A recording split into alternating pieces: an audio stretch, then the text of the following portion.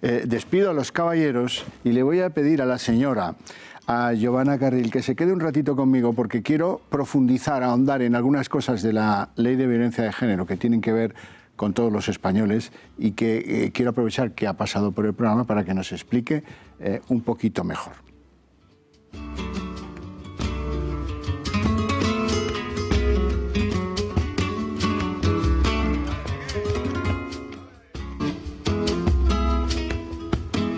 Bueno, como el problema de la violencia de género es un fenómeno, un asunto que compete a toda España, pues he querido pedirle a Giovanna Carril que me acompañe en tanto que es abogada especializada en defender a hombres de esa violencia de género. Y le quiero hacer unas preguntas que tienen que ver con otro entorno distinto al andaluz. Esta ley nuestra rompe algo consagrado en la Constitución de los Estados Unidos, en la Revolución Francesa, en nuestra Constitución, que es el principio de igualdad de todos ante la ley. Efectivamente. Usted tiene algunos ejemplos muy claros para defender esa ruptura de la igualdad de todos ante la ley. A ver, es obvio que se ha roto la igualdad de todos los ciudadanos, que todos los ciudadanos deberían tener ante la ley, cuando nuestro Código Penal penaliza de distinto modo por la comisión de un mismo delito dependiendo del sexo del que lo comete. Es decir, un mismo delito cometido por una mujer dentro del ámbito de la violencia de género está penado de forma diferente si el agresor es un hombre o una mujer. Esto conculca, desde luego, un principio que además es un derecho fundamental y debería ser... Es universal, ¿verdad? Sí, sí, y debería ser santo sacro y además recoge nuestra Constitución, que es el principio de igualdad ante la ley. Sí que es verdad que esta ley fue declarada constitucional por el Tribunal Constitucional, porque fue llevada ante este tribunal, y lo considera constitucional por una cuestión de, pues digamos que discriminación positiva. A mí esto, sinceramente, me parece una excusa y además muy barata. A mí que una persona cometa un delito y sea castigada de forma distinta dependiendo de su sexo me recuerda mucho a lo que se vivió en Estados Unidos a mitad del siglo XX, solo que ahí era por razón del color de la piel. Sí, señora. Si en aquel momento no se podía tolerar eso, y hoy lo miramos horrorizados, no entiendo cómo ahora miramos tan impasibles y además tan contentos y jaleamos de esta manera una ley que nos distingue por razón de nuestro sexo. Claro, lo que pasa es que hay que ser muy valiente para decir alto a una ideología que nos ha avasallado de este modo durante tantos años, y no solo en España. Quiero que me haga usted un balance de la ley desde el 2004 para acá. ¿Qué ha conseguido y qué ha producido? ¿Qué daños colaterales ha producido nuestra ley? A ver, el objetivo para el que fue creado, que fue para proteger a las mujeres y que no hubiera ni una sola víctima que fuese mujer, no se ha cumplido. Y por dos razones muy evidentes. De hecho, por tres. Una, porque si la Ley Integral de Violencia de Género hubiese conseguido que se hubiese exterminado toda violencia sobre una mujer dentro del ámbito familiar, sería la clave para acabar con la violencia en el mundo. El ser humano, esta ley olvida que el ser humano es agresivo por naturaleza, todos tenemos un componente agresivo. Si no lo tuviésemos, no habría guerras, todos viviríamos en un arco iris mundial, pero no es así. Con lo cual se olvida de este factor. Segundo, como en relación con la primera opción, el número de víctimas sigue siendo más o menos el que era en 2004. Sube y baja, pues dependiendo del año, de cómo se tomen los datos, pero sigue habiendo víctimas mujeres. Y esto no va a cesar, y menos va a hacerlo con la Ley Integral de Violencia de Género. Claro. Lo que pasa es que esa ley da pie... Permíteme un apunte, que me parece importantísimo. Y además es muy injusto porque esta Ley Integral de Violencia de Género solo protege a determinadas mujeres en el ámbito doméstico.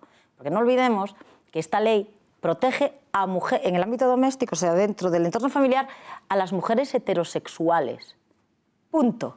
Ya veo por dónde va, pero vamos al común de los, digamos, de los mortales. La ley establece una serie de condiciones no discutibles, como por ejemplo, pensión alimenticia de forma inmediata, el uso exclusivo de la vivienda, aunque la esté pagando, en este caso, el supuesto agresor. Esto cuando se produce una denuncia, ¿no? Sin haber comprobado que esa denuncia es cierta y sin haber condenado por violencia de género a nadie.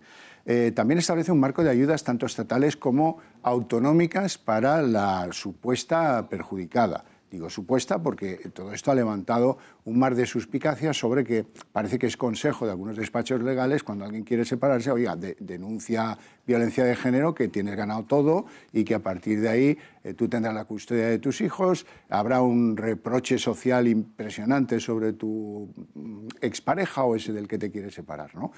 Todo eso hace muy difícil que no se haga un uso torticero de esta ley. Evidentemente. El problema está en que cuando una mujer denuncia, dentro del asunto penal, del procedimiento penal, se toman medidas civiles. ¿Y qué pasa en esas medidas civiles? Que cuando se toman medidas civiles dentro del ámbito de la violencia de género, de forma automática, sin cuestionarse si esa señora es buena como madre, si estos niños están bien con esta mujer, de forma automática se le da a la madre la custodia de los hijos, sin ningún tipo de investigación ni de pregunta. Automáticamente se le da el uso exclusivo de la vivienda, independientemente de que sea de los dos o de que sea del caballero. Se otorga una pensión alimenticia al cargo del padre y como a partir de ese momento ya es considerada víctima, aunque no se haya determinado que este señor es un agresor, a partir de ahí empieza todo un periplo.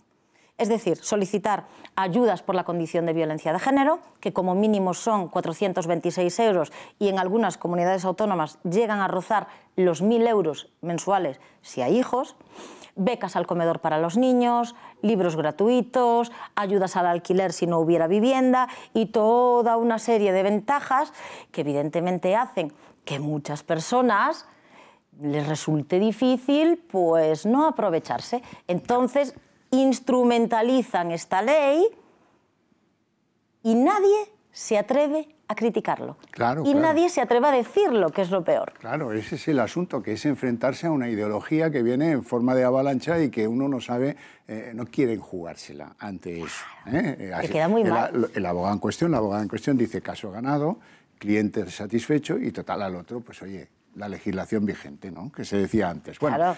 El asunto de las denuncias falsas. Aquí hay otro insólito en la justicia, porque es que, oiga, no se deduce en testimonio, con lo cual nunca se alimentará una estadística justa y seria y cierta sobre qué porcentaje de denuncias falsas existen, ¿no? Claro.